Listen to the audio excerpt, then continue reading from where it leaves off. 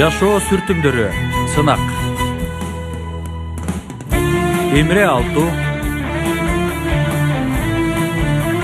Рожда Демирер, Ахмет Курал, Керем Купажы, Тайфун Эрарслан, Замире Зейнеп Касапоулу, Бурак Сатыбол,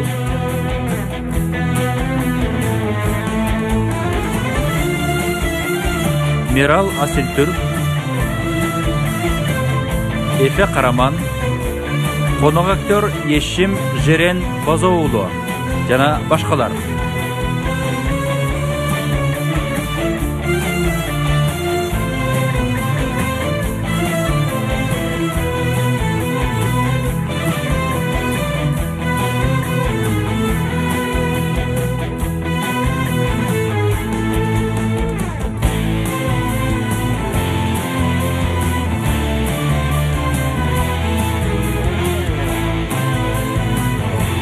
Продюсери Чаары Бингүллер, режиссеру Жем Табак.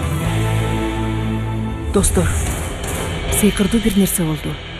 Команданын эң маанилүү эки оюнчусу жок. Бул болсо команда жок дегенди билдирет. Эже, болсо дагы эми жок. Азыр оозуңарга келгенде айтпагыла.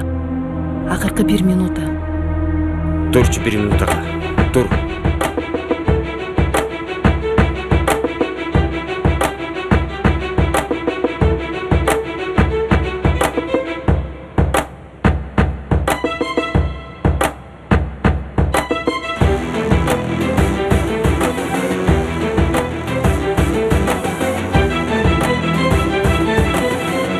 Akırkı 20 sekunda.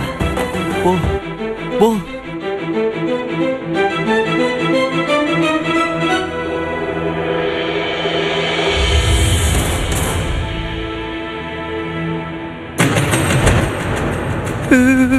Gelişti.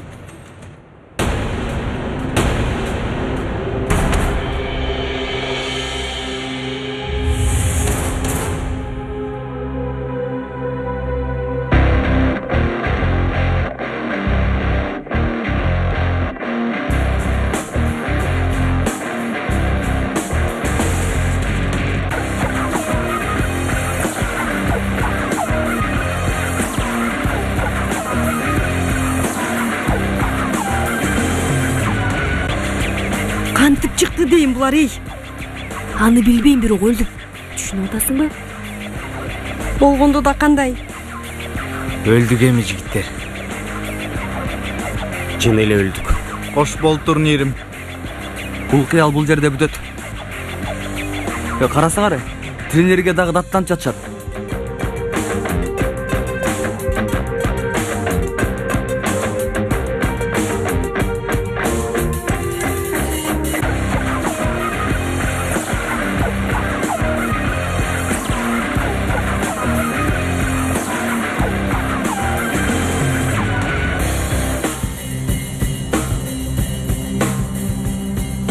Эмне болуп атат? Биздикилер балдарды камап салышыптыр, эптеп чыгышыптыр балдар. Эмне? Ага эмне болду? Жок жаным, эч нерсе. Билбейм, эч нерсе болгон жок окшойт. Эмнеге ойлонуп калдыңыз, агай? Ойлонуп калдым, сөзсүз. Эмнеге токтоп калды оюн? Эмнеге ойнобой жатышат?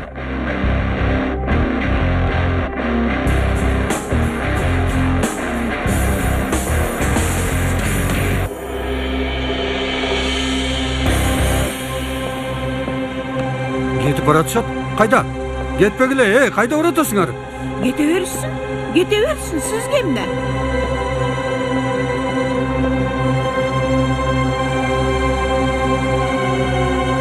Түптүз чечүүнү бөлмөсүнө.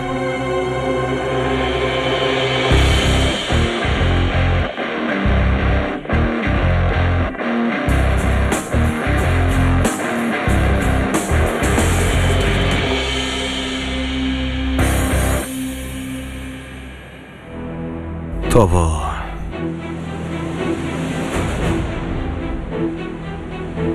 Бир тентектик жетпей жаттыра.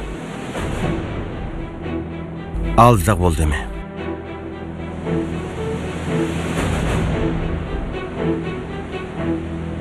Ооба жигиттер. Жерди караганыңарга караганда уялып жатасыңар. Мунун мааниси уяла турган бир нерсе кылганыңарда билинет.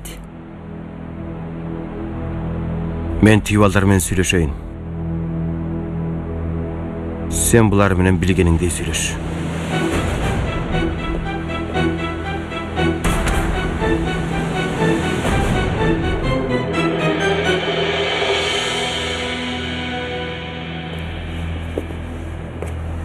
Саламатсыңарбы достор?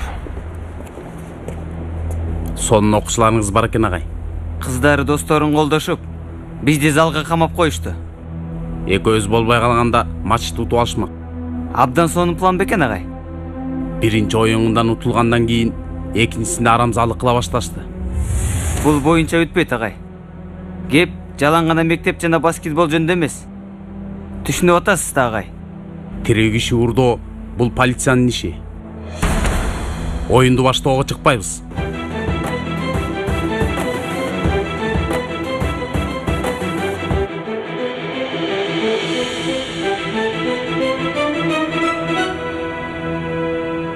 Кандайсыңар? Кечиресиздер. Кандайсыңар? Рахмат. Саламатсызбы агай? Эмне болду же? Башталган жокпу? Мен болсо башталды деп шашып келгем. Айтпаңыз агай, биз да түшүнгөн жокпуз. Командалар чыгышты. Анан эле кайра баары биригип чечүүнү бөлмөсүнө кетип калышты. Биз болсо күтүп атабыз. Эмнени эле сүйлөшүп атышат булар? Кандайча туура эмес кылдык? Азамат, көрдүң? Чыгып ал башыма, чык.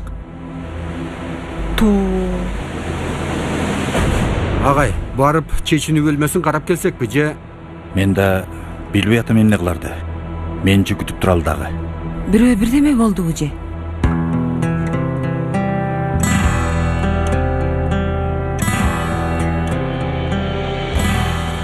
Агай, мындай учурда балдарды залга чыгарышым кыйын болот. Туура айтасыз. Уруксаат берсеңиз, мен дагы сүйлөшүп көрөйүн. Макул агай. Балдар, эмне десеңер дагы туура. Бирок муну билгиле. Бул ишке окуучулар жооп берет. Керектүү жазаны алышат. Бирок силерде бир суранычым болот.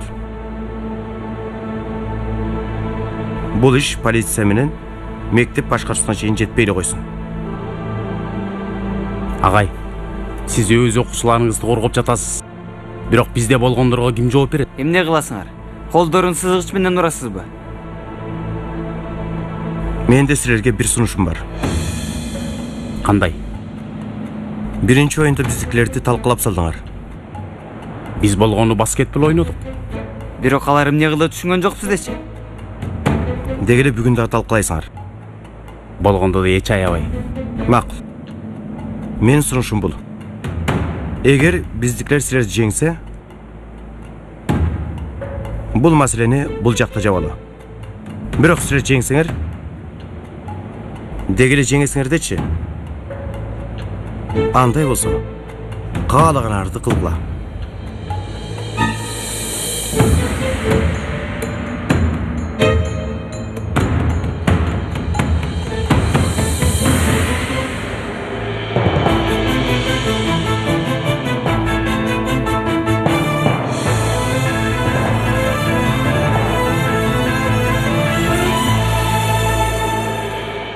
Бул кылган ишиңердин эсебин үксележейге да, мага дагы тактап төлөп бересиңер. Ал талашсыз. Бирок муну айтып коеюн. Тигил балдар силерге арызданган жатышат. Адам уурдо иши менен. Айрыкча бул ишке Айшегүл менен Дурну кошкон агар. Муну кара. Абдан катачылык болгон. Агай, өзүбүз жайгарып коймокпуз.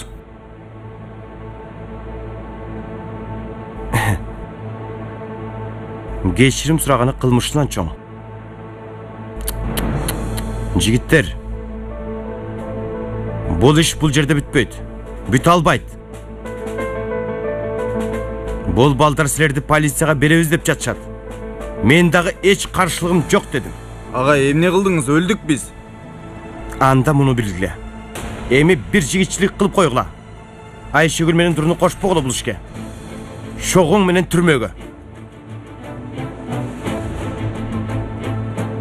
Бирок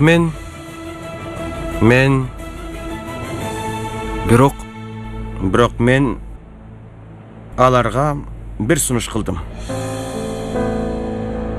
Кандай сунуш?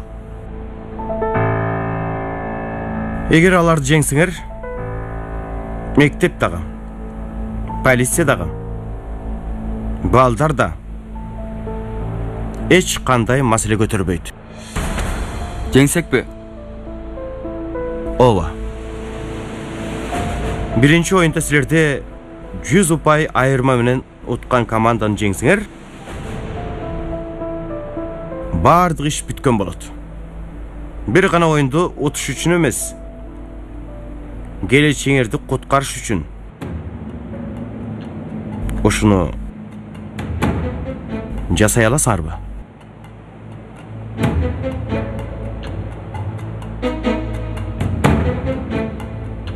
Жасай албайбызбы?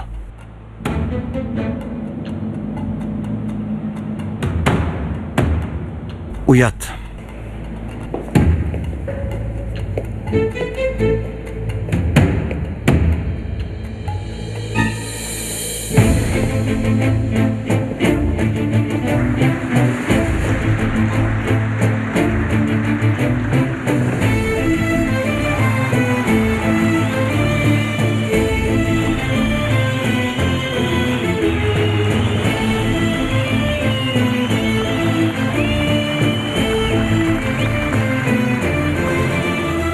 Кеттик эми. 1, 2, 3.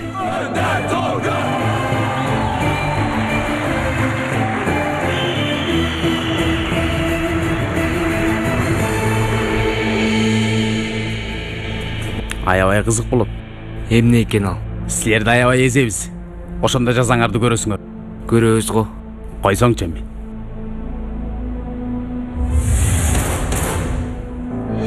Ошол колуңду бар го. Анан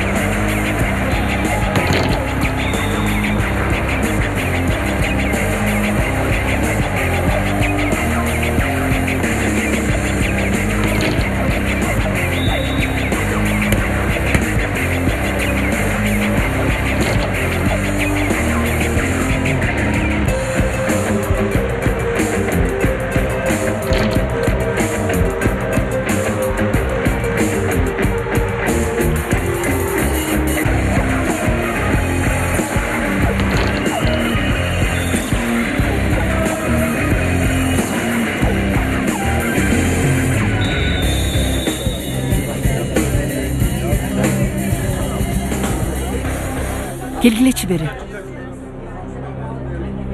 Достор, аябай ачуулусуңар. Оюнду бузуп атасыңар. Күчүңөрдү оюңа көрсөткүлө бир аз. Пойрас, денең менен жаап атканда бир аз абайла. Кеттик, көңүлдү көтөргүлө. Мен силерге ишенем. Силер да өзүңөргө ишенгиле. Жарайбы? Ичинде эмне болгонун айтпайсыңбы эми? Кумар ойнодум. Агай, бир нерсе сурасам болобу? Болот. Мурда буга эң көп каршы чыккан сиз элеңиз. Азыр Балким өзгөрүп жаткандырмын, эжей. Балким салих болуудан тажагандырмын. Кыйын болот, билем. Бирок кээ бир нерселер өзгөрүш керек, эжей. Өзгөрөт.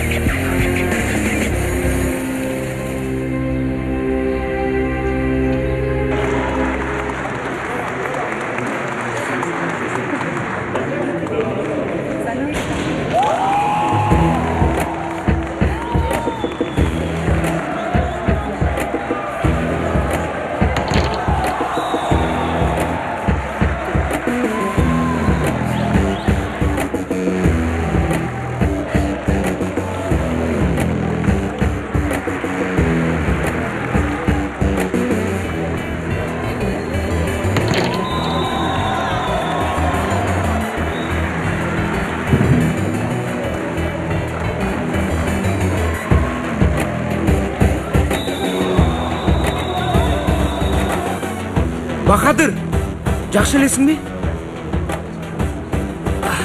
Бир мүнөт. Турам.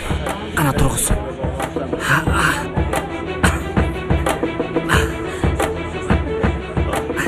Бахадыр. Жакшы элесиңби? Уланталасыңбы? Жакшы. Уланталам. Чыгарайынбы сени? Жаман көрүнүп турасың. Жакшы эле эже. Ойнойм.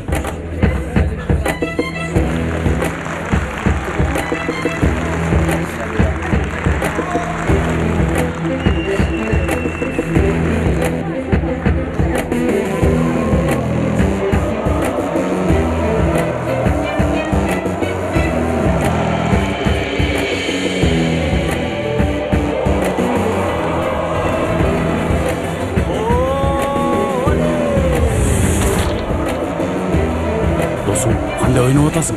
Тигилер улам упай алып атат. Колуман келген кылып атам, досум. Эмне кылай?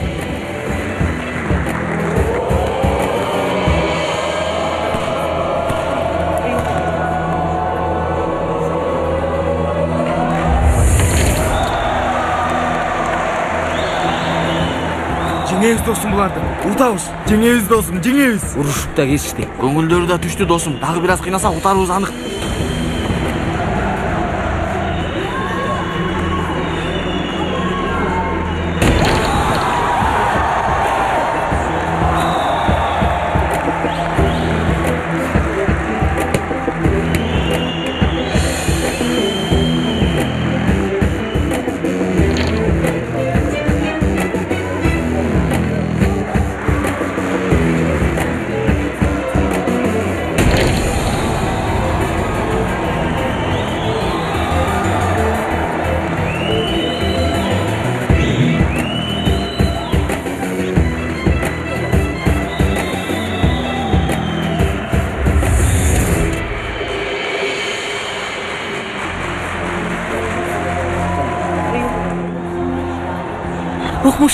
Укмушсуңар.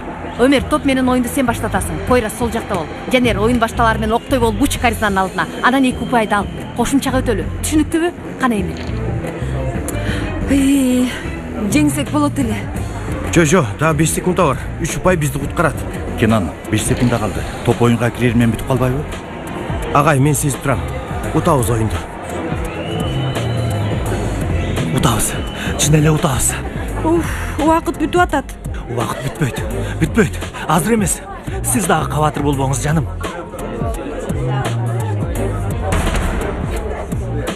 Балдар укмуш ойношту, бирок айла жок да. Буйрубаптыр. Кана эмесе, келгиле. 2-3.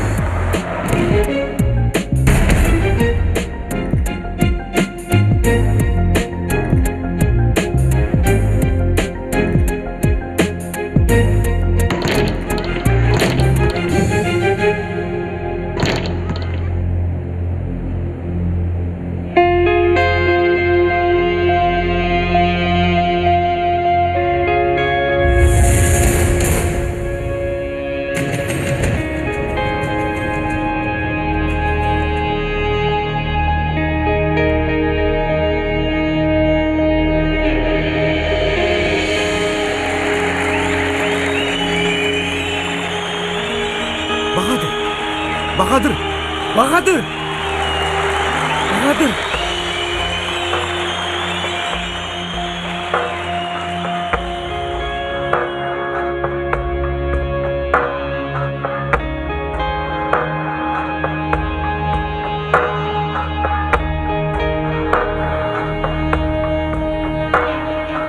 Havayla.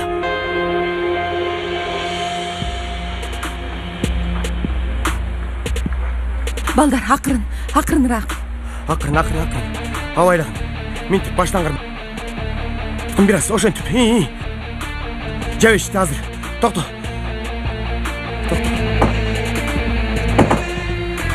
Салига келбейсизби?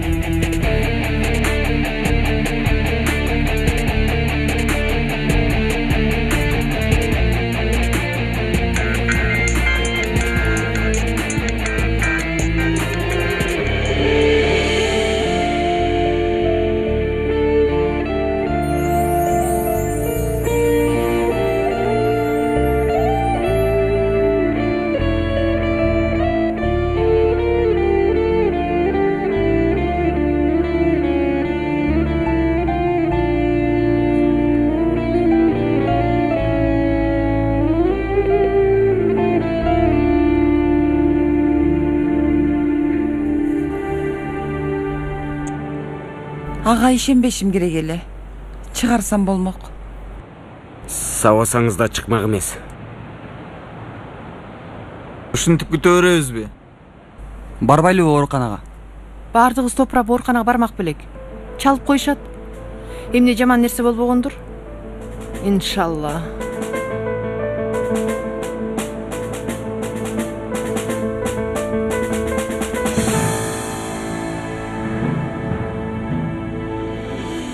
Эрфежи, биз бир дарыгер менен сүйлөшөлүбү? Мүдүр бей, сиз Бахадыр менен каласыз да, туурабы?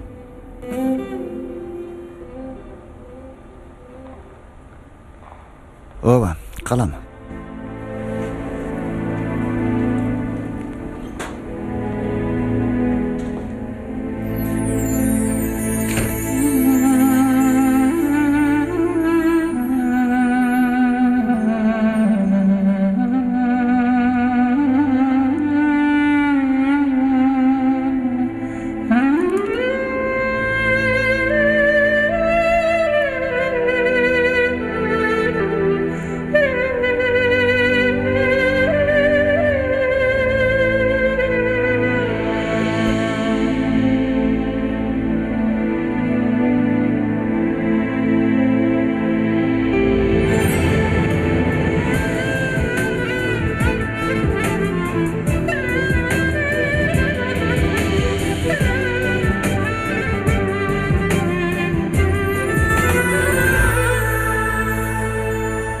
Рентгенин текшердим. Кабыргаларын оорутуп алыптыр. Эсин жоготуп коюусуда катуу стресске байланыштуу болгон окшойт деп ойлоп атам. Демек корко турган эчтеке жок дейсизби? Жок. Чынында ичинде кан кетүү коркунучу жок. Өзүнө келгенде алып кетсеңер болот. Өзү да оюндардан, катуу соккулардан алыс болсо, бир аптада айыгып кетет. Сизге чоң рахмат. Ыраазыбыз сизге. Айыгып кетсин. Баракелде, өтүп кетти го. Аябагында корктум мен. Коркчу нерсе жок. Баары бүттү. Кенан, келгениң жакшы болду. Мен биздикилерге айтып коеюн, кабатыр болушпасын. Туура. Телефон чалайын. Телефон чалышым керек азыр. Макул. Телефон чалыш үчүн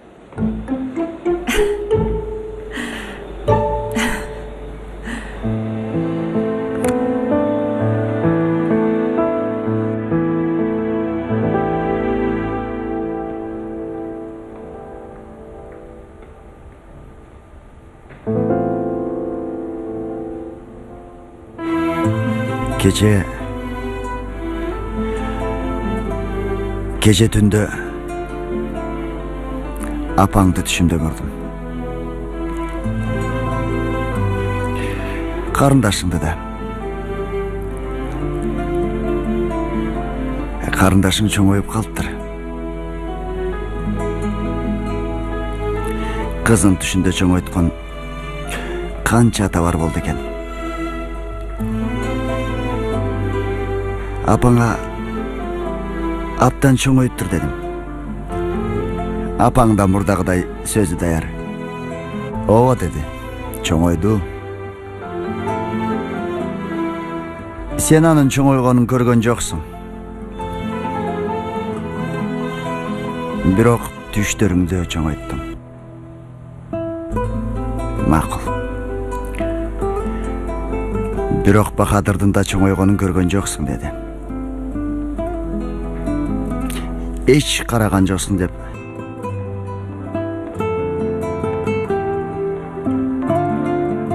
Апаң мага ачууланды. Ыйладым Бахадыр. Балким ишенбейсиң, бирок ошол мээримсиз, сүрдүү, сага жада калса ата дедиртпеген Мүдүр бей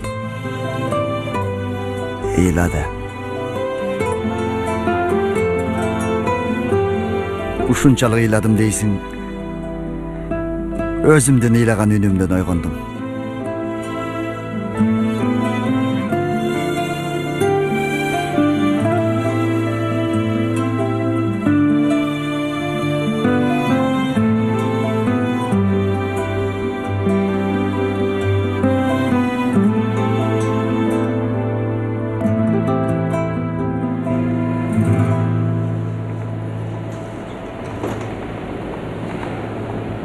Эсине келип атат. Сонун.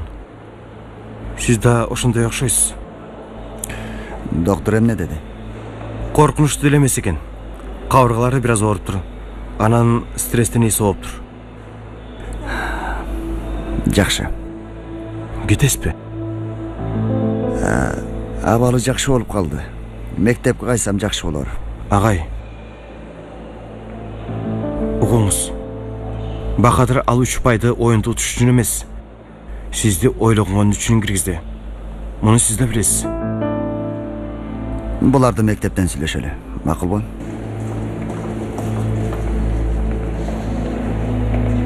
Салих агай кайда баратат?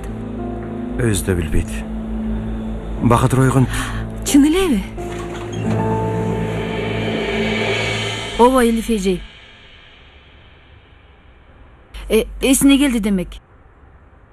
Аябай шүгүр эжей. Макул. Элиф эжей, азыр Yüksel эжей менен Метин агай бир топ окуучулар менен жолго чыгышты. Силерге ооруканага баратышат. Макул эжей, жакшы болду. Жакшы калгыла. Зехра эжей жакшы бекен? Жакшы экен, эсине келиптир, аябай шүгүр. Шүгүр. Же биз дагы барсакпы? Yüksel эжейди жалгыз таштабай. Yüksel эжей жараланыптыр бенде. Кандай тешеси бар? Кудайым ай, Аллаң сактасын, жараланчу беле ал. Биринчиден спортсмен киши. Ден соолугу мыкты го. Эми чыдам койго, спортчу болгондуктан.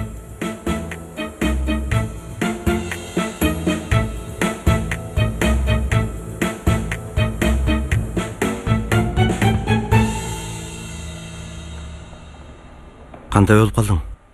Жакшы агай. Салих агай такыр жаныңдан жылган жок.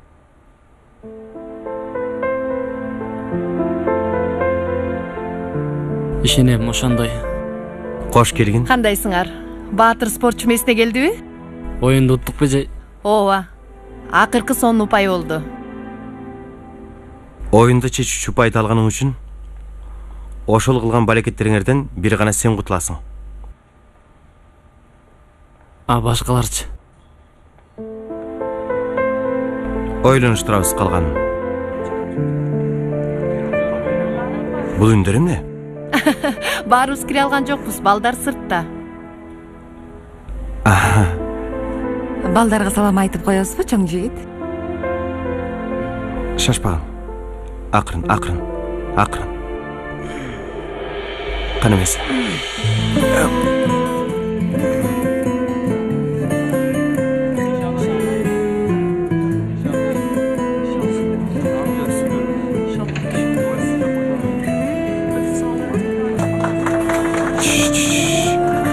Бул оорукана. Азаматсың. Рахмат. Айыгып кет, досум. Рахмат. Айыгып кет. Рахмат. Айыгып кет. Рахмат.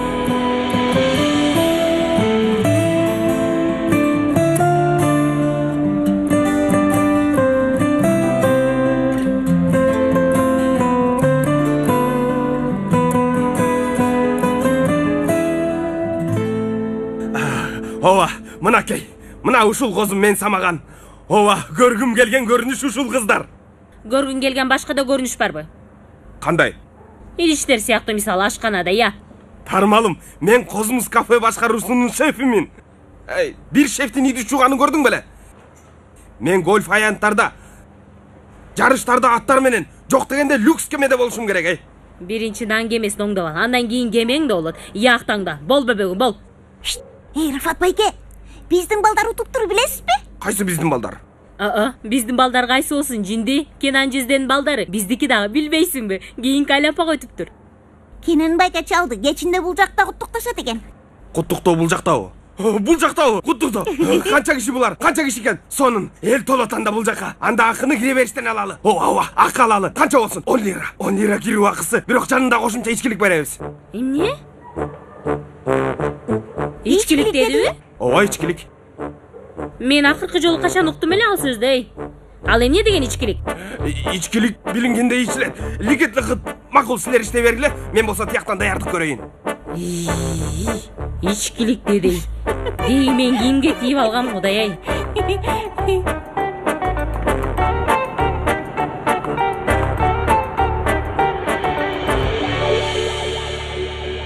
Уккула досторум. Ооба, балким эң мыкты эмеспиз, бирок мыкты болдук. Бул ийгиликте Бахадырдын чоң салымы бар.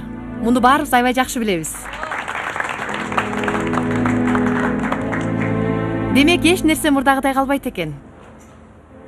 Бардык нерсе алмашат экен. Душмандашкан дос, алыс калган жакын боло берет экен. Жасай турган жалгыз нерсе өзүбүзгө же алдыбыздагыга бир мүмкүнчүлүк берүү. Туура элеби? Туура айтасыз, тренер. Бул ийгиликти куттуктап жатканым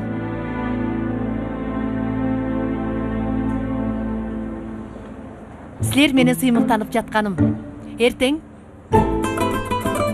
Дагы бир нерсе чыгат, эмне жер тазалайбызбы я?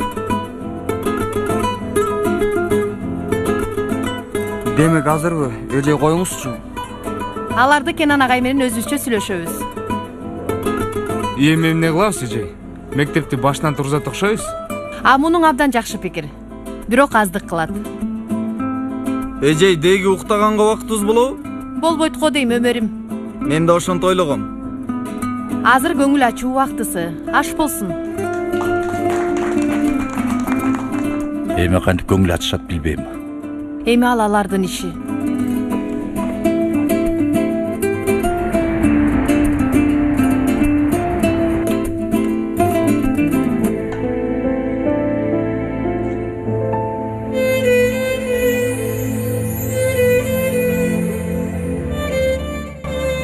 Биздин убактар эсиме түштү.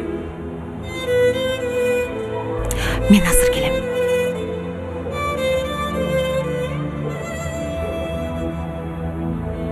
Сырдуу партиянын адамына окшоп, Эмне?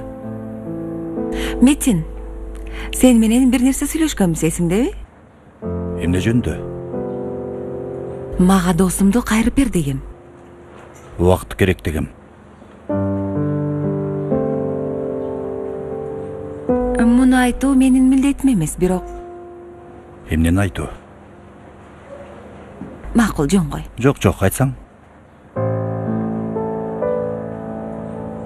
Юксел эжей деп атам. Аябай жакшы киши, Эмне деген келгенин түшүндүм. Бирок бул мени көбүрөөк кейтет. Билбейм, ошондой сезим.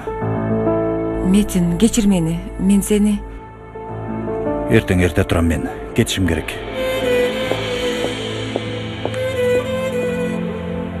Сен илдешкемне келген жоксуң? Күчүм жеткен жок. Бирок бул жакка келгенине караганда эч кандай маселе жок да. Маселе жок дейсиңби? Кенан бул жакта деп келдим. Ай Кудай ай, сен эмне эле деп жатасың? Эч нерсе деген жокмун. Кандай кааласаң ошондой кыласың. Бирок капаланасың. Жада калса андан да көбүрөөк капаланасың. Муну билесиңби? Билем, алтыным, билем. Макул эми, эмне кылсаң кыл, мен сенин жаңыңдамын. Муну билип жүр. Сен аны таштачы. Силер эмне кылдыңар Пойрас менен?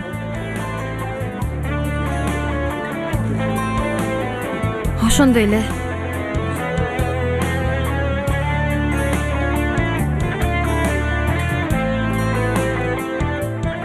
Элиф жигити мен кетейин эми. Токто, үйдүн ачкычын берейин. Үйгө да жайгашып алдым, бирок Үйдөгү досум болдуң. Жана мага бул аябай жагып атат. Токто азыр. Машинанын ачкычын да берейин. Койчу эми, Элиф. Үйгө жетип алганга мен бир аз балдар менен болом. Мейли, макул. Жакшы көңүл ачып келгиле анда. Чоң рахмат. Көрүшкөнчө.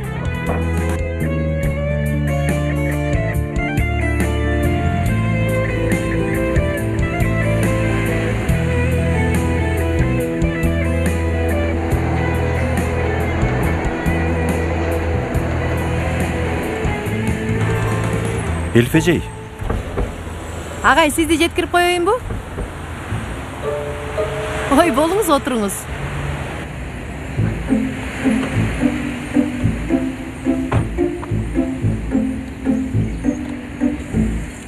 Жана соңку секундта оюнду жеңдик. Бахадыр салды 3 упай. 3 упайбы? Апа, торчонун чектеген сызык бар го, ошол чийиндин сырт жагынан салганда 3 упай болот. Түшүнгөн жоксуз, Жок. Эмнени угуп атасыз анда? Балам түшүндүрүп жатат, мен болсо угуп атам, эмнеси бар экен? Баса, сынак эмне болду? Сынак эми сынак. Апа, сиз сынакты эч ойлобоңуз. Биздин Кенан агай акысыз сабак берет. Демек, мектепте акысыз сабак окуйбуз. Ох, сонун болуптур, машалла. Кошумча жумушка да барып атам. Алда анча-мынча жардам болот сизге. Мен ал акчаларды коротпоймун го. Баарын бул жакта чогултуп жатам.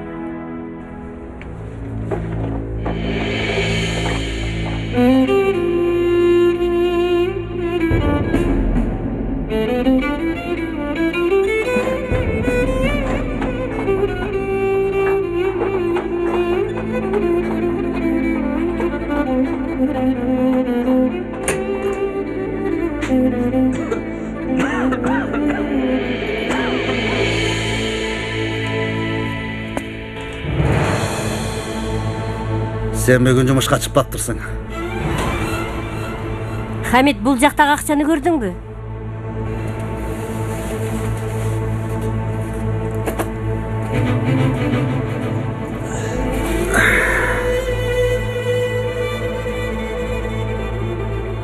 Үйгө анча-мынча акча тапсын дедик. Бат эле таштадың го.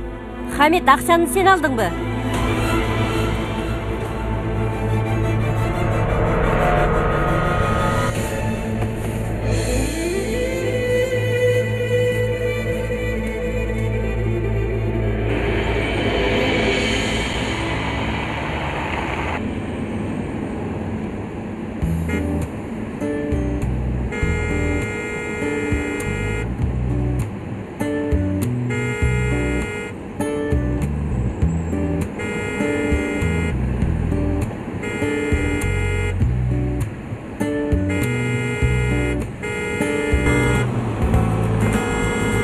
Ey, сага эмне керек?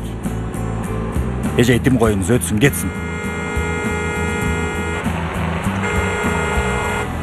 Эй, эмне болуп атат? Түшүнгөн жокмун такыр.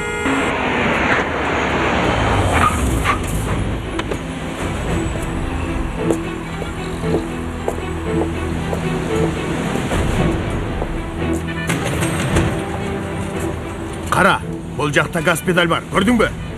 Басы жого, коркпа, бас. Не деп атасың сен, эй? Досуң, уят эмеспи? Мынтип жолуп торуп жатасың. Кайдагы досуң, эй? Сен кимсиң? Сен эмне деп атасың? Менби? Сен келсең бул жака. Досуң, сага эмне керек я? Сен ылдый түстөн кара. Эмне деп атасың я? Мени кара. Сага эмне керек? Мага көтөрбө. Мага. Эй, Метин, отуруп бол, Метин. Эй, Метин, мылтык бар экен. Эмне? Gözüm! Kaçmakla ey! Kaçmakla deyim, gelgile beri!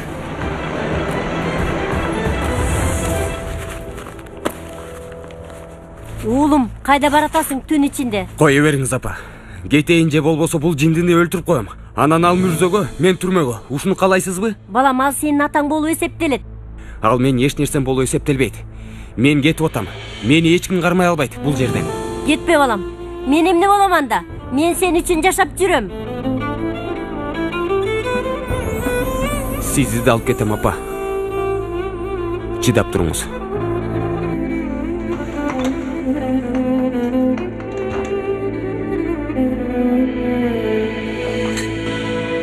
Менин бул абалымды кара, эй. Ким ишенет мени шеф болгонума? Рыфат баштабачы эми, шеф, меф деп.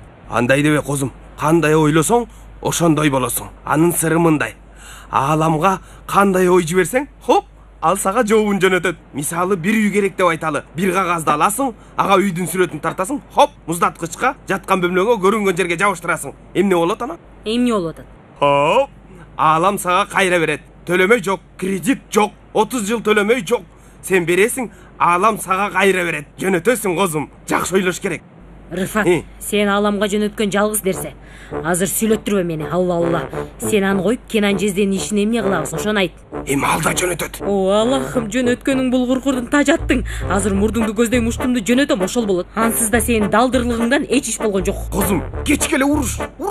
Кудай. Ал чындап каалабай аткан турбайбы? Жездем чындап кааласа орундалат. Мен айткандардын сыры ушул. Карасаң, сыр имиш. Ал кандай сыр экен? Ал муну да. Келе. Ата? Элфежен айтканын кылдым, ишке жарады. Эмне дедир э? Нилди шоколад менен сыйлоонун убакыты келди деген. Анан? Мен болсо сыйладым. Анан? Анан Гүлдүр рахмат айтты. Жакшы. Кана оку. Бирок бир маселе бар. Эмне деген? Айлыгымды жогорулатыңыз. Көрөбүз. Бирок болбойт да. Сизге 24 саат уул болуп жатам. Пенсиясы жок. Камсыз доосу жок. Шаршемби жекшембиси жок. Толук күн уулдук кылып атам. Жарым күндүк акы алып атам. Сен чынында 8 жаштасыңбы, Юсуф? Ооба. Жакшы. 10% көтөрөбүз. 20%. Эмнени сүйлөшүп атасыңар силер ата уул болуп? Айлыкты соодалашып жатабыз. 10% деп макулдаштык. Жок, макулдашпадык. Юсуф, жөнөт ааламга, ал сага кайра келет. Жашыруун сыр. Не деп атат бул? Кайдан билейин Жизде? Эртеден бери ааламга жөнөтүп бүтпөйт.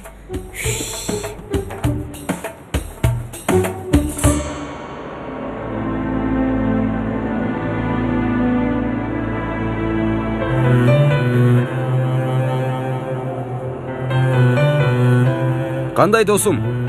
Жакшы досум, өзүң? Жакшы. Силердин үйүңөр бошпу? Үйдөгүлөр менен урушуп кеттим эле. Үйгө баргым келбей атат. Койсоң досум, мен да азыр эле атам менен айтыштым. Мамилеси жакшы эмес. Бөлмөдөн чыкпай атам.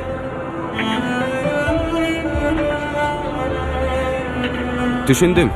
Бирок келе бер, эч нерсе болбойт. Болсо да мындан жаман болбойт.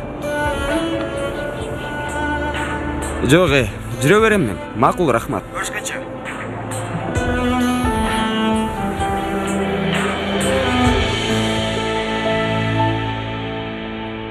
Oyunu sonun boldu go Ооба. Yüksel. Тренерде сон не? Машалла. Дагы ошондой. Канча жашта болду экен? Көп болсо 27. Жок, андан көп болбойт ансызда.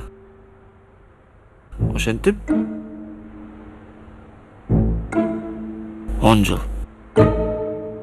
10 жыл эч нерсе эмес го. Ооба да. Ооба да. 10 жыл. Эмне болуптур 10 жыл болсо? Айырмасы деле аз экен. 10 жыл. 10.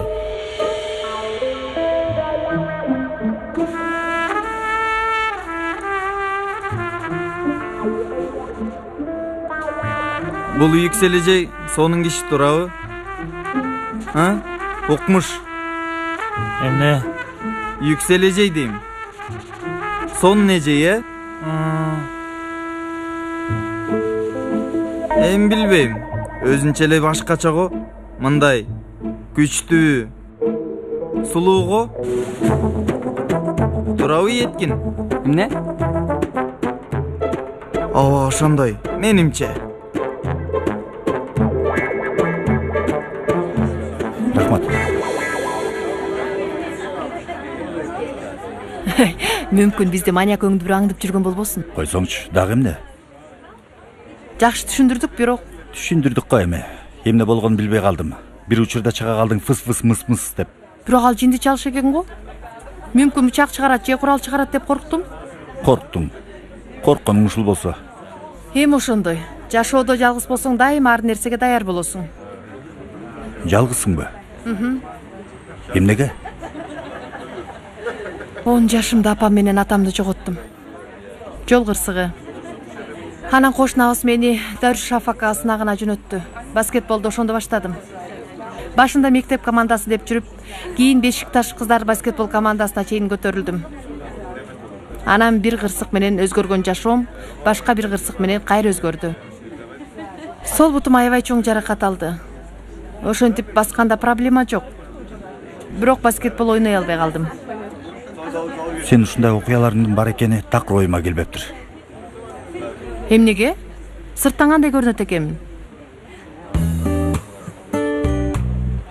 Тартынба, айт. Катаал. Бир аз. Сен деле бир аз көңүлсүзсүң.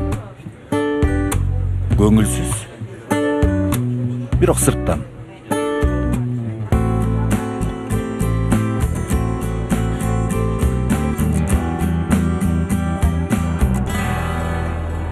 Макул досум, түшүндүмү? Эч нерсе эмес. Макул, эртең көрүшөбүз. Мейли, рахмат.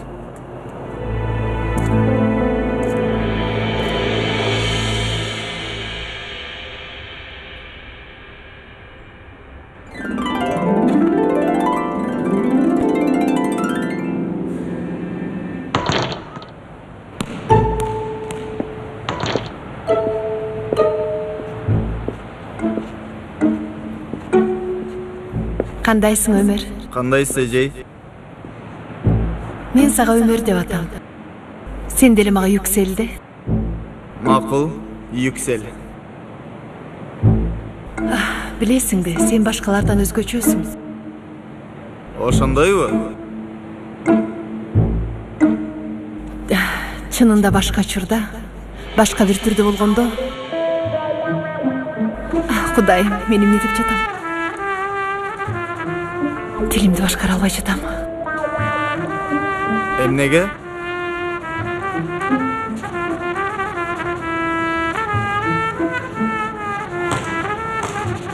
Анткени мен сени сүйөм.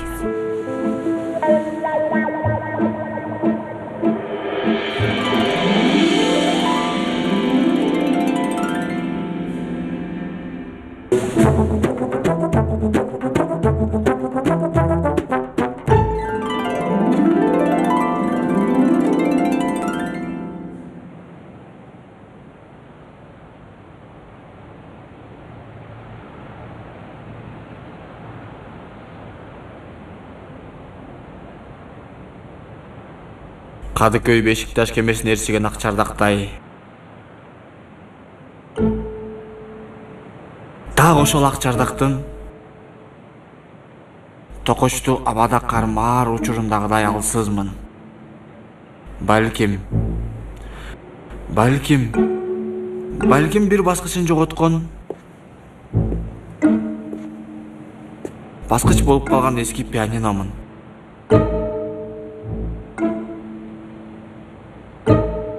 Түнүм күнгө айланып, убакыт ченеминде баардыгын унутуп, ооба, бир сени гана ойлойм.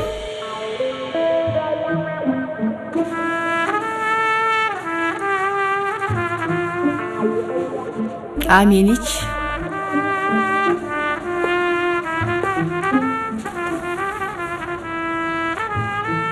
Мен ойлойсуңбу? Ооба.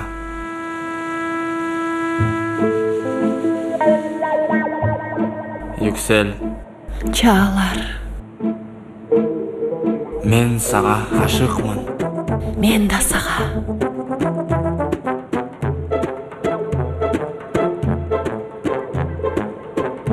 Ах, Юксел.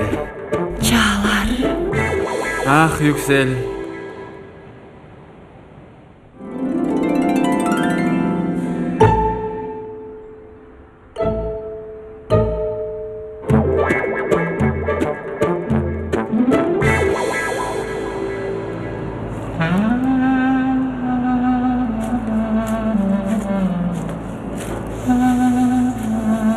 Койрас, эмне ишиң бар бул убакта сенин? Байке, бүгүн дүкөндө калсам болобу? Энем, бул кала турган жер эмес да. Байке, бара турган жерим жок. Кир.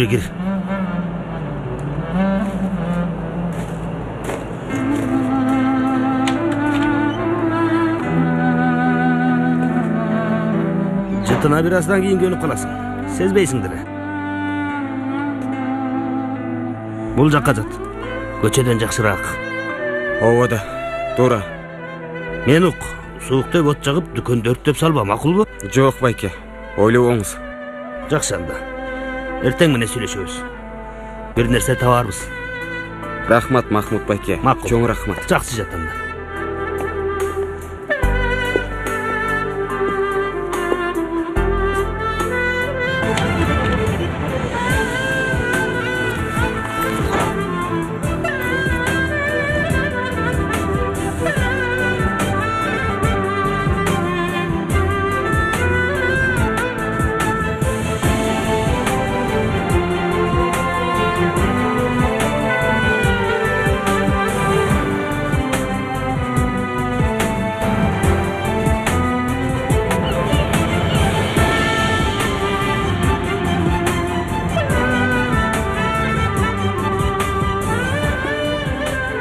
Бул дагы кимиси? Махмут бир бала бар деди эле. Ай балам. Абе, мунун эти ысып атыптыр. Ай балам. Аччы көзүңдү.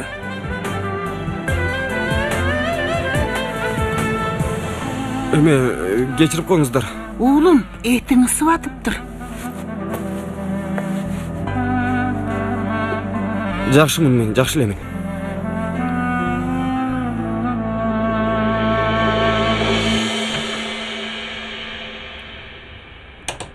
Күзгүнүн алдына туруп алып, бир оңго тарай чачын, бир солго тарайт. Жезде, биз кечинде Айнур менен ойлонуп жатып чечим чыгардык. Чыгардыкпы? Ооба, чыгардык. Калганын айткың келеби, Айнур айым? Чоң рахмат, Рыфат мырза. Сонун эле баштадыңыз, аягында эле өзүңүз айтыңыз. Эми бирөөңөр айткыла. Жезде, Элиф эжеге сунуш кылуунун убактысы келди деп ойлоп атабыз. Эмне деп атасың, Рыфат? Эмне дегенин мааниси жок. Сиздин эмне жасарыңыздын мааниси бар. Мындай да Жезде, биздин аялдар күнү айынан болбой калган уюмбуз. Ийгиликсиз да болуп калышы мүмкүн. Бирок сиздин аракетиңиз башталышы керек эле. Илгерирээк. Бул сөз аябай жагат. Илгерирээк. Илгери эмес, тезирээк. Рыфат, созбосоң эми сүйлөштүк го. Эми Элиф эжейди тамакка алып барасызбы, же бир жака алып барасызбы? Аны өзүңүз билесиз да. Бул теманы талкуулап бүттүк. Муну да атайлап сындап айттым. Айрыкча сындап деген жакшы көргөн сөзүм. Сындап эмес, чындап. Ата. Кел. Таекиңдер жакшы эмес. Бул ойлорубуз катуу. Ооба, ошондой. Катуу эмес, бышты. Жезде, эмнеге менин түрк китебиңди оңдоп атат? Кайдан билейин, түркчө сонун кейиң бар. Теманы буруш үчүн болуп жүрбөсүн? Ошондой окшойт.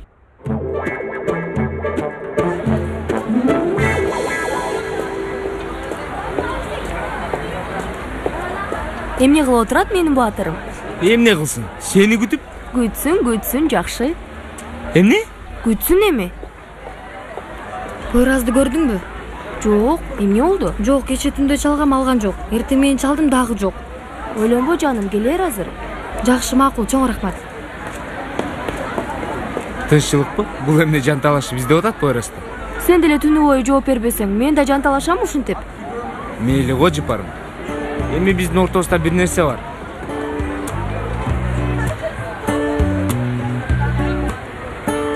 Кандайча? Ооба. Койчу. Токто, жай кара мени алышты. Эй, дуру, жалгыздап жоок турушуң калдыбы я? Эмне экен? Эмне? Эй, укпайсың мени? Мен оюмдан нерсени айта аламбы сага эми?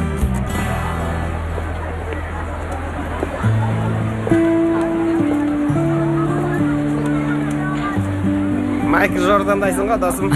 Рахмат. Эң мыкты оюнчу болдуң, досум. Рахмат. Санын айнадың, санын. Койчаңдай. Ошондой.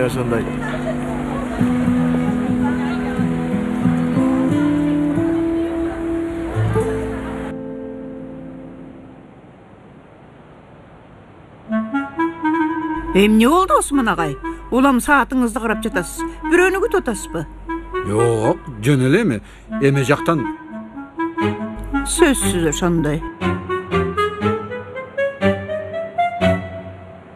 Агай, сиз аябай ойлонуп жаткандайсыз. Жок, менби? Жок, кечээки толкундан кубаныч. Саламатсыздарбы? Түшүнүктүү. Эжей, сизди дагы бир жолу куттукташым керек. Чын эле биздин чабал балдарды Лос-Анджелес Лейкерс кылып салдыңыз, баракелде. Жок, Осмон агай, мен деле эмес. Жөн эле балдар берилип ойношту. Эжей, тарынчак болбоңуз. Чындыгы ошондой. Каяка, эжей?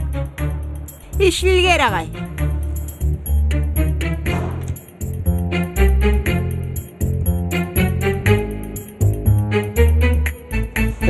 Агай, сиз дагы ашкере аракет кылып койдуңуз. Агай, сиз дагы көбүрөөк аракет кылып жатасыз.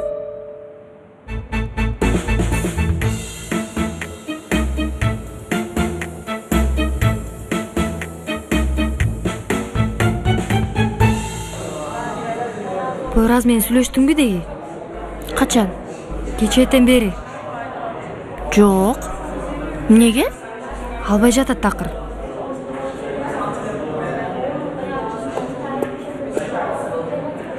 Otur uла. Qayerге келдик эле? Эже жоктордун тизмесин албайсызбы? Албаймын. Qayerге келдик эле? Агай силерди кантип жазалайт экен, айттыбы? Жок, жакында жардырат бомбаны. Бирок коркпо, сен жана Дууруга эч нерсе болбойт. Күнөөнү мойнубузга биз алабыз. Жакшы анда. Айшагүл, эмне күлүп атасың кызым? Күлө турган эмне бар экен? Эч нерсе эмес, эжей. Күлө турган эч нерсе жок болсо, эмне күлүп атасың? Жиндисиңби сен? Отур. Кана?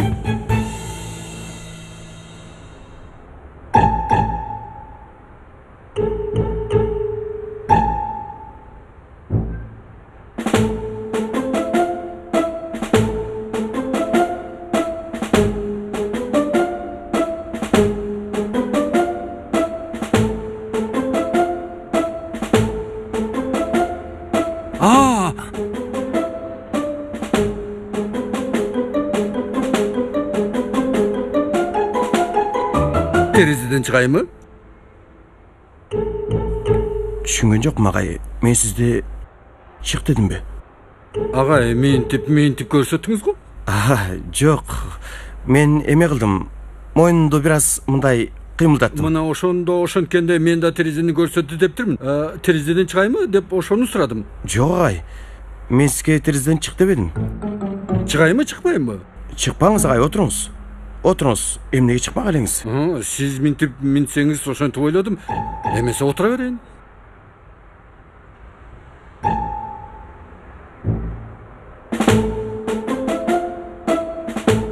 Мен анда чыгайын. Каалаганыңызды кылыңыз, өзүңүз билиңиз. Жок, чыгайын.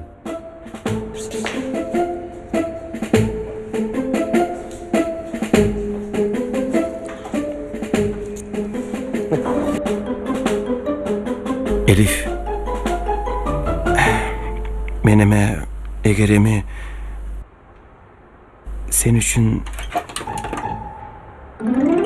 Кутман күнүңөр менен. Кутман күн.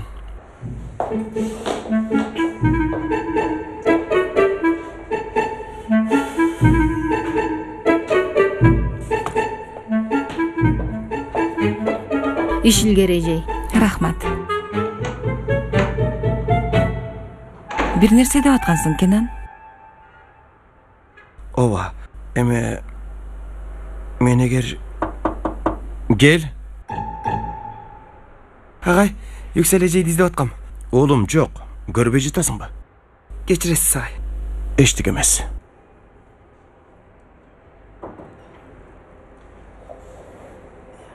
Ооба. Эгер эми мен кечирип кой. Угуп атам.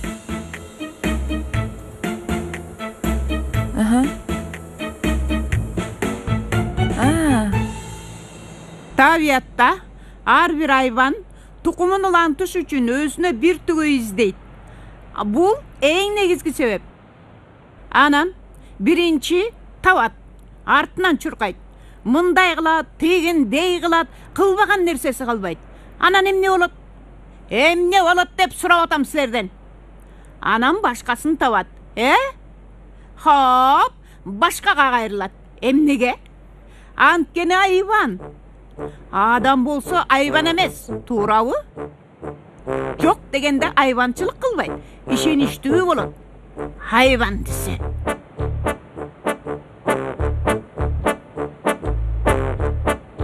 Ким эжей? Кимби? Суу айгырлар. Суу айгырларыбы?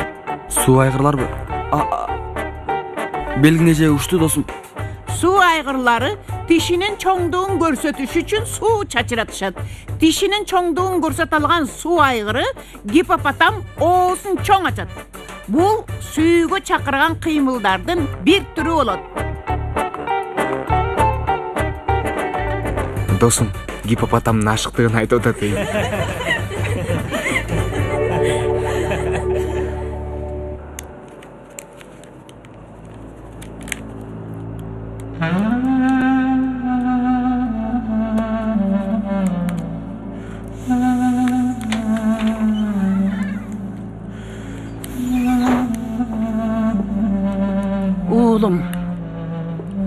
отурат окшойсуң. Үйүңө барбайсыңбы? Үй болсо бул жерде жатмак бележе. Үйүң жокпу сенин?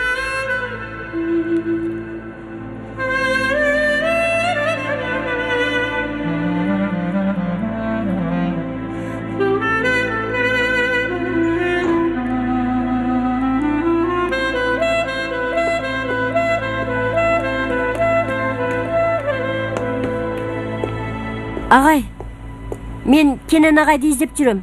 Кенен менмин. Мен Пойраздын апасымын. Кечинде атасы менен айтышып кетип, үйдөн чыгып кеткен. Мектепке келди ve ошону билейин дегем. Кечиресиз, атыңыз ким? Севда. Севдайым, жүрүңүз, мен артман.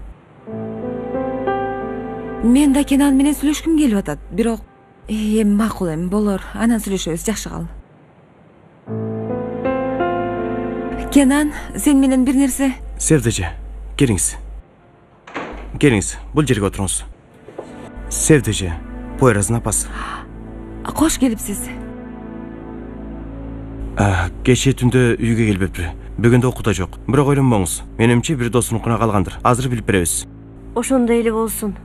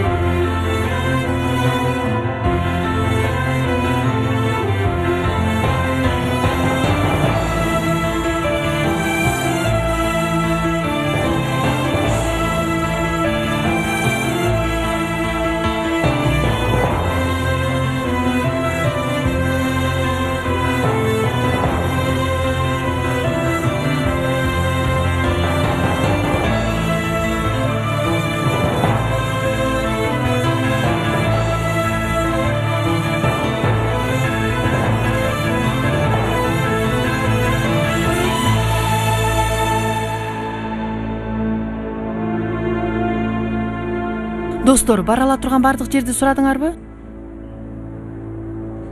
Каякта жүрөт бул бала? Балким медиа саткан жерде. Эли заңсыз да ошол жакка кетти. Чалат азыр.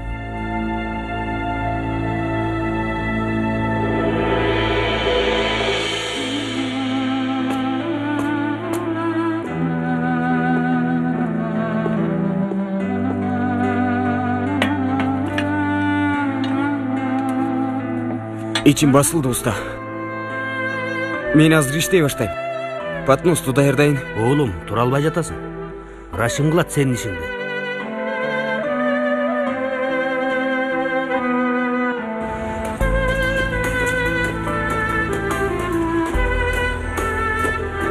Ишилгери. Саламатсызбы, чоң кыз? Жок, мен албайм. Мен Пойразды сурайын дегем. Пойраз дүкөндө уктап жатат, чоң кыз. Ордуна мен чыктым. Дүкөндөбү?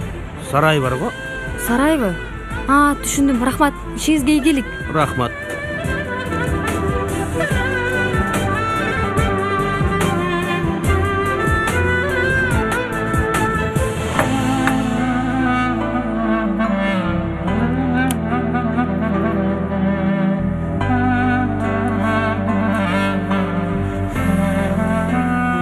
Уста, мен медиа жакка барайын.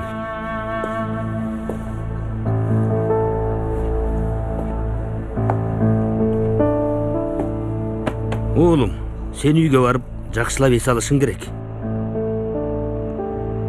Ата деген ата болот. Антип тырышкан болбойт. Бар, колунан өп, бүтсүн баары. Мен жумушка чыгайын.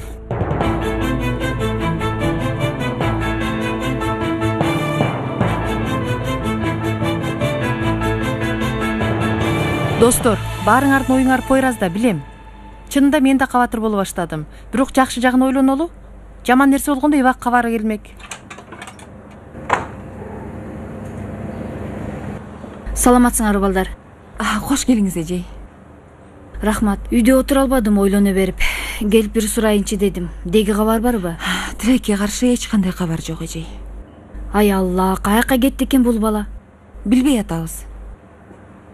Анда полицей, ооруканаларга чалдыңарбы? Кудай сактасын, эч нерсе болбосо экен. Балдар сураптыр, ал жактан да кабар жок. Келиңиз эжей, отуруңуз. Бирок келгениңиз чын эле аябай жакшы болду. Таң калдыңызбы? Эмне сиз мени мындай жалгыз эле эрежелерге, процедураларга маани берген окуучулары менен иши болбогон мугалим деп ойлодуңузбу? Жок.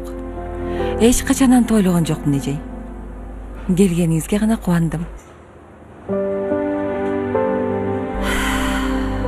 Жакшы кабар алчу болсок баарыбыз чогуу сүйүнөбүз, иншалла. Иншалла эжей, иншалла.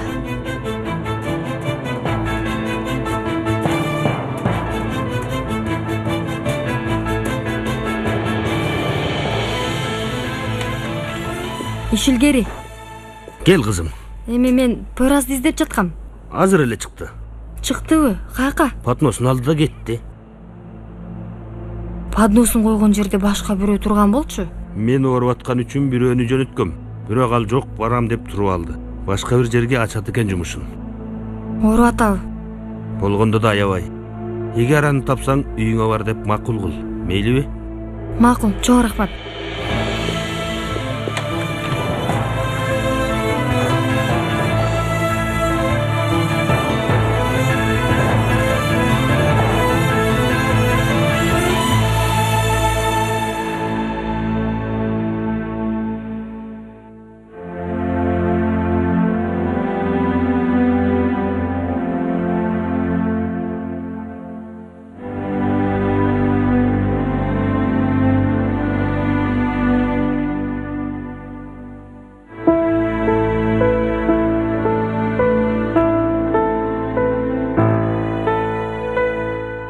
Абдан сонун жаап жатат, Үшүдүңбү? Жок апа, үшүгөн жокмун. Оюң Пойразда да, туурабы? Пойраз чынында аябай жакшы бала. Эми өзгөргөнгө аракет кылып атат, тагдырында. Билемин аны. Дуру. Пойраз? Эмне кылып жүрөсүң бул жакта? Биз бүгүн кечке сени мектептен издедик. Балам, апаң келди мектепке, эки көзү агып жатат байкуштун. Эмне кылып атасың бул жакта, Пойраз? Мидия. Көздөрү алайып калыптыр мунун. Келчи гана бул жака. Күйүп атат бала. Жакшы элемин, жакшы. Апей жок. Токто. Топто буларды. Чогуу кетебиз, болду. Бол балам, бол. Ал муну. Ай Аллахым, аябай ысык денеси. Чаштары болсо кар. Жүрү. Пойразда. Тесилерди андай эмеспи? Досум, убагында аны менен көп тирештик го, ошого айлабызды кетирди туура. Алга ошондой. Бирок азыр мага баары бир дей аласыңарбы? Чын эле, кайда жүрөт ал бала? Өгөй атасы менен катуу урушкан экен, досум. Ким билет эми кайда жүрөт? Жаман болду ал балага.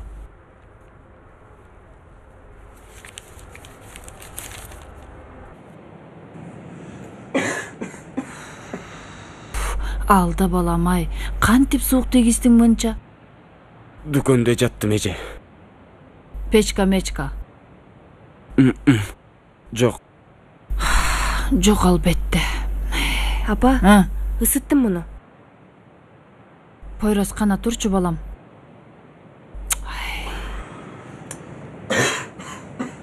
Аябай жөтөлүп атат.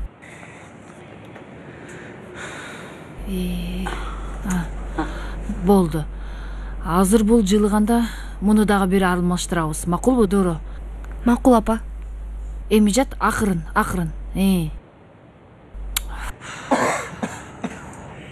Мен азыр сага сакайтуучу сорпо жазайм. Сен бир аз эс ал, уктап көр, макулбу балам? Анчалык жамынба, антсең денең дагы ысыйт. Эже, убара кылдым түндөп. Болду. Кара, класста да ушинтип көп сүйлөйт. Сүйлөбө эми, сүйлөбө. Сен укта эс ала бер. уктаганга аракет кыл.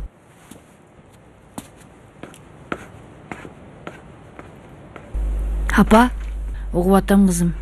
Чоң рахмат, апа. Ал эмнеге ал? Жардамыңыз үчүн. Пойраз үчүн. Анчалык деле таш жүрөктү жескемпер эмес экенмин да, Чоң жүрөгүңүз бар экен сиздин. Дур, унут электе тигил Пойраздын апасына чал. Байкуш аял ойлонбосун болду эми. Макул. Кенен агайларды бардыгына чал. Бала жакшы деп кабар бер, макулбу?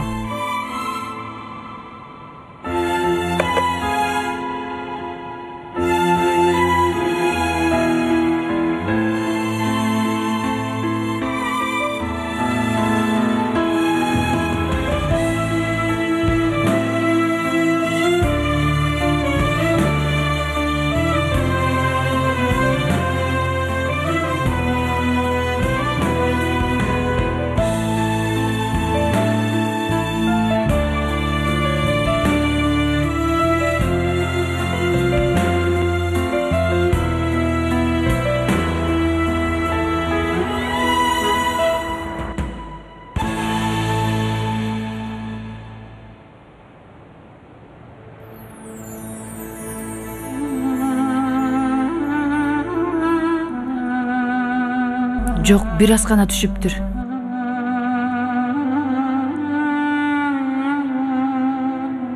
Жаман болду балага. Бирок айла жок. Гриптин жалгыз дарысы эс алуу. Мейли, даярдан алда акырындап мектепке кетели. Уктасын бала.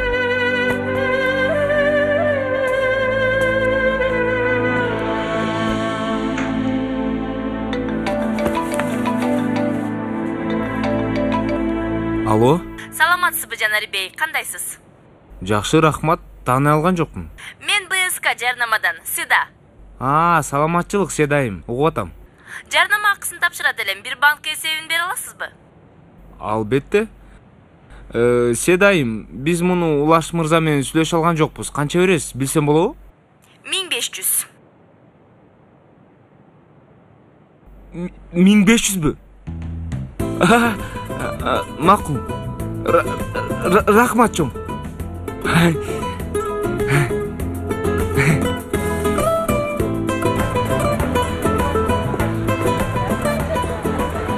Же өзүм эле жеп салсам бала акчаны. Үй айлыгы бар, биринчи үй айлыгы. Эмне айлыгы бар? Айлыкка жетет ансыз да ал акча. Салам. Макул, көрүшөбүз. Билесиңби эмне болду? Айтып берейин. Жанер, мен сага башка бир нерсе айтышым керек. Эмне? Билем, ачууланасың, бирок кечээ Пойраз. Анан? Кечээ кечинде апам менен үйгө баратып Пойразды көрдүк жолдо. Ооруп калыптыр. Биз болсо үйгө чакырдык.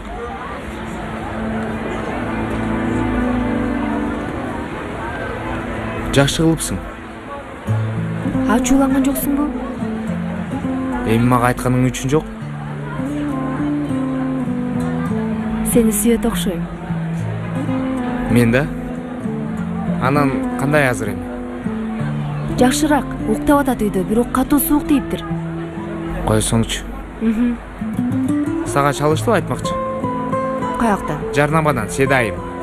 Жок. Жооп берсең анда. Алло. Ооба, менмин. Угуп атам, Седайым. Ошондойбу? Макул. Рахмат.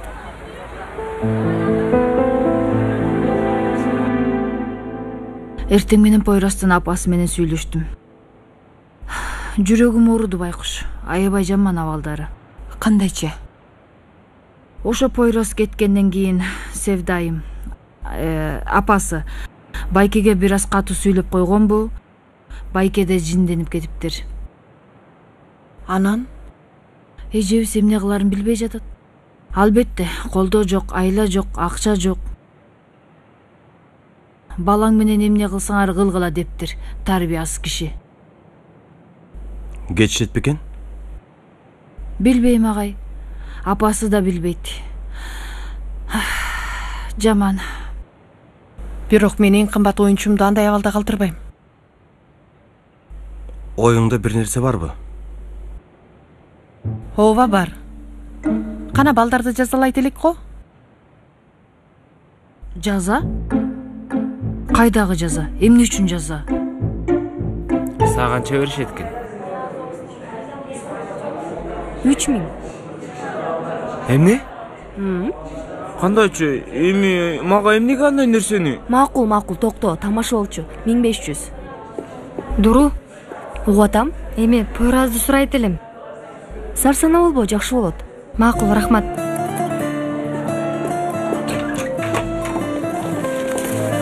Отур.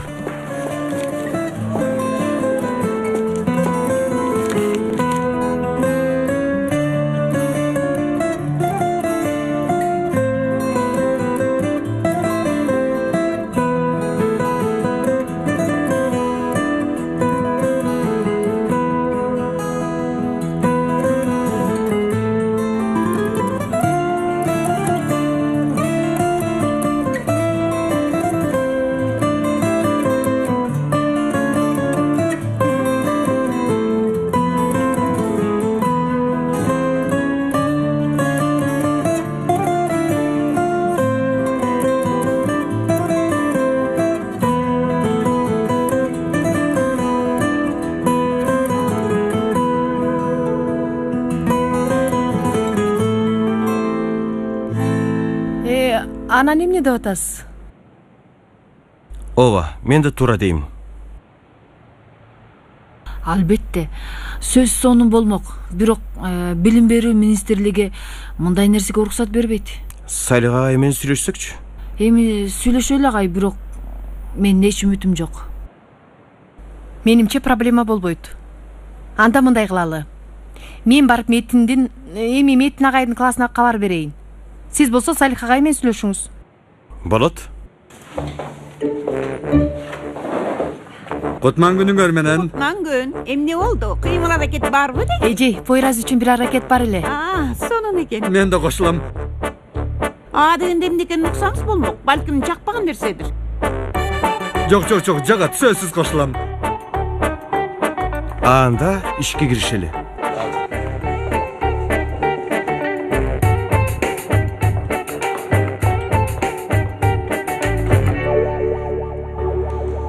Дуру. Бар. Ямур. Ага, Ямур справка алыптыр. Пойраз. Жок. Келиңиз. Келиңиз, эжей. Агай, кечиресиз, тоскоол болдум. Жаңылбасам баягыда балдарга терезе жуудуруп жатканда да ушундай дегенсиз. Мен сиздин сабагыңызды токтотуп атамбы? Ооба. Тоскоол болдумбу? Жок. Досум, сөзсүз Кенан агай менен сүйлөшкөн жазаны айтат болуш керек. Жарияңыз болсо жей айтыңыз. Достор, бул иш бир аз чочутуп жатат мени. Агай, бир окуучубуздун жашоосун куткарабыз.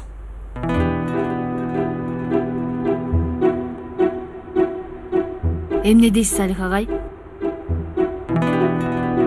Зехра жей, көрүп турам. Үстөлдүн аркы тарабын өтү, сизди да өзгөртүптүр. Агай, оюнда бир нерсе айттыңыз эле го?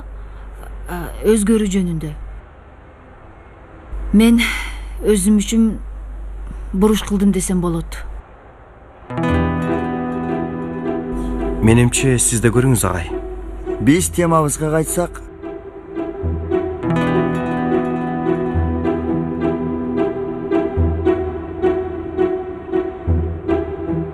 макул дедим дейли.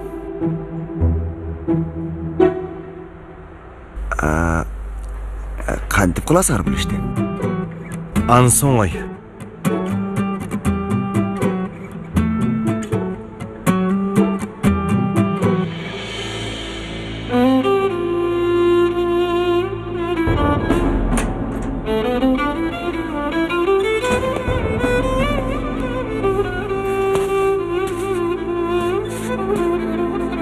Апа. Уулум, балам кандайсың? дуру чалды катуу уруп турсуң. Зехра эже караптыр сени. Жакшымын апа, сакайып калдым. Жок бу. Эртең менен чыгып кетти.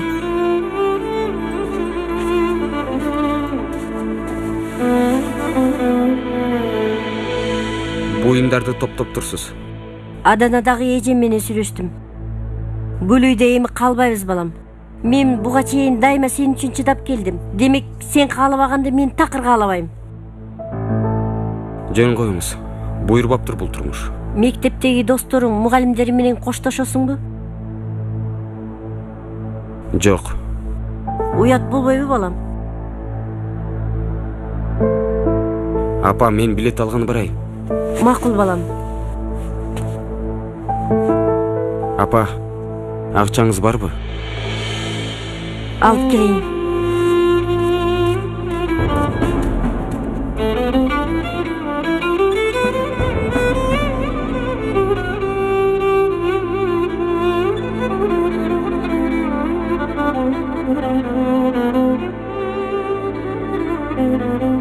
Мына. Бул Салик агай мындай нерсеге кантип уруксат берди? Дагы деле таң калып атам. Эже, сиз деле айттыңыз го? Өзгөрөйүн деп жатыптыр.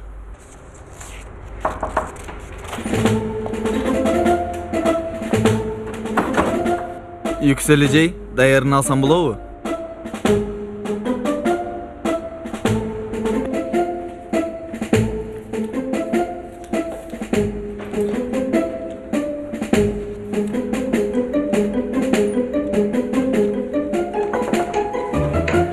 Апа, биз бир нерсе айтабыз. Жакшы нерсе болсо айт. Жанер менен жарнамадан алган акчаны Пойразга беребиз.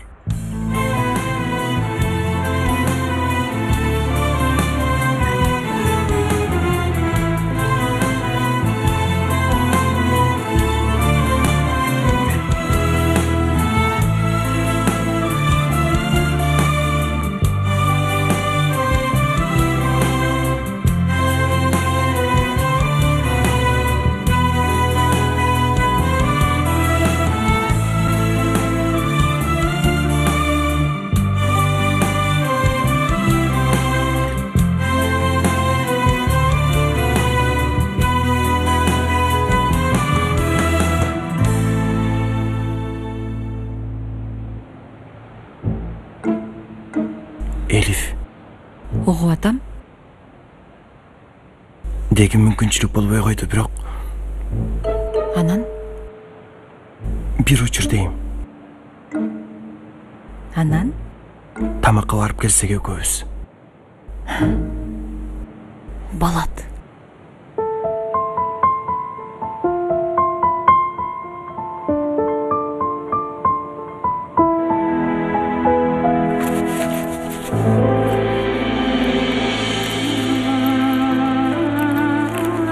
Кош келипсиң оğlum. Рахмат апа. Biraz buyum tayım бар эле, аларды да салдым. Билет алдыңбы? Алдым. Кечки 9'da кетебиз.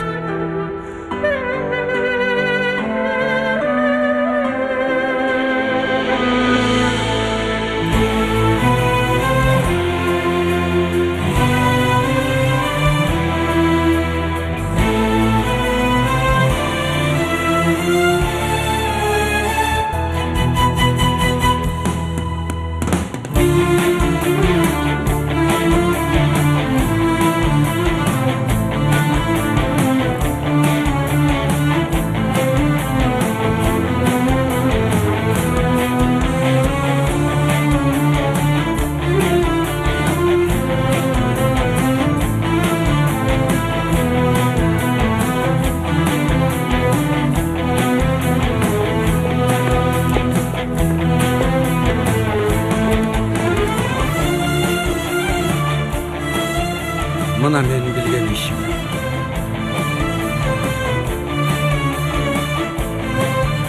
Баскылар стандарым.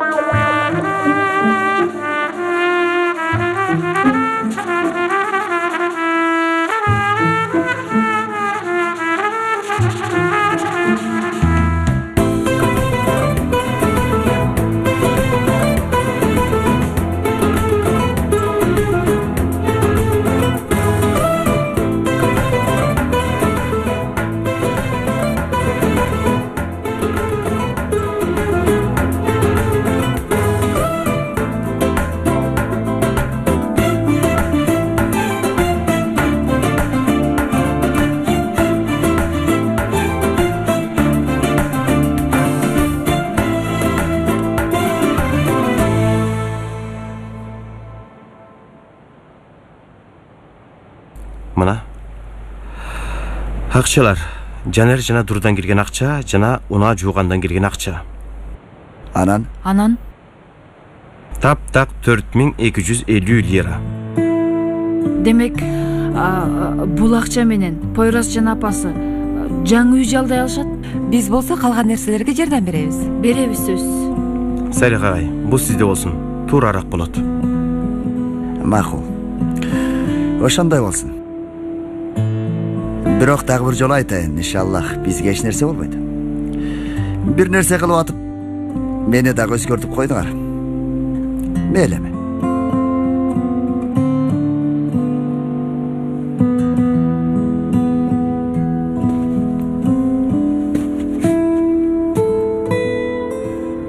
Апа. Такси келди, кетели эми.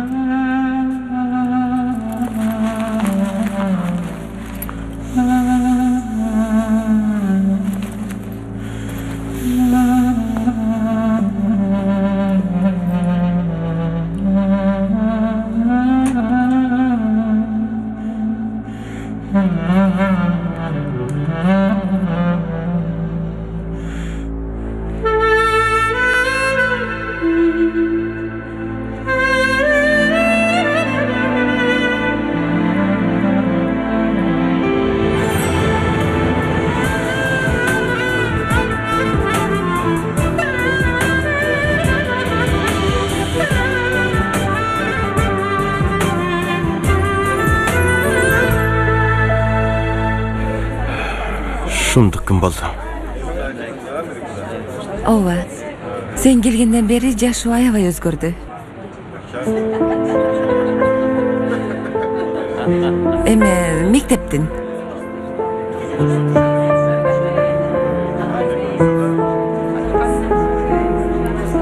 Элиф. Угуп атам.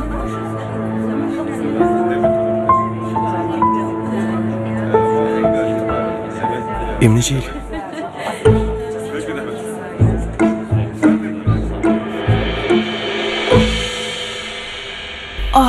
Чарчадык, бирок татыды ошого.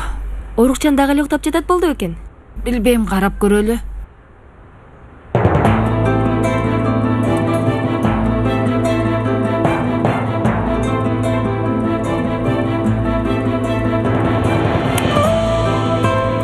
Аллахым, ал бул жакта жок. Дааратканада балким. Тигимде? Бул эмне? Зехре эже жана Дуру, бардыгы үчүн рахмат айтам.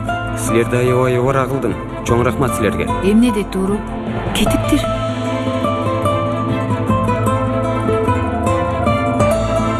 Акыңар болсо кечкиле, жакшы калгыла.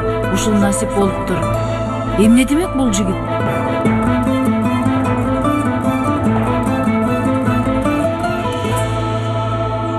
Сен бир нерсе айтайын дегенсиң мага.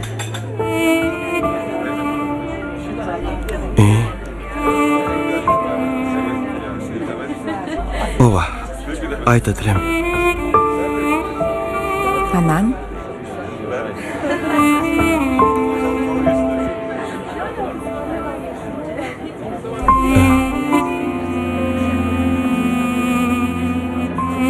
Сен экөөбүз.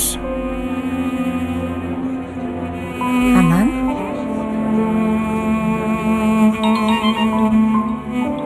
Кечиресиң. Угуп атам Дуру. Эмне? Качан? Эмне менен? Макул, макул. Эмне болду Кенан? Пойраз менен апасы кетип атышыптыр.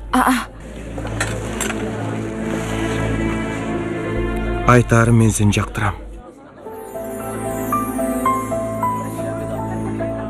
Мен дагы сени.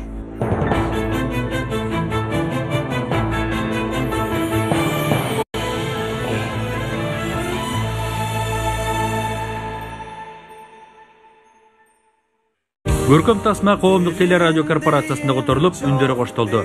Котормонун редактору Орозбек Мусакеев. Үн коштоого Шайынбек Кыдырмаев, Гүлмира Ташматова, Арнис Кыдырмышев, Кыял Аданова, Чыңгыз Мамаев, Азамат Маданбеков, Өмүрбек Назаралиев, Айзада Абдыкалыкова, Тынара Абдразаева, Искендер Куанычбек уулу, Улан Зайниден уулу, Руслан Орузакунов, Атамбек Шамуратов, Нурдөлөт Копоев, Айзада Сапянова, Адилет Солдатбек уулу, Баэль Советбеков, Амантур Абдусалам уулу, Кундуз Макишева, Динара Авазова, Жазгүл Имакова, Розбек Мусакеев, Салтанат Жумакадыр кызы, Аруке Калыбекова жана башкалар катышты. Үн режиссеру Айнаш Аширова, үн рейtin топтогон Айжамал Токторбаева.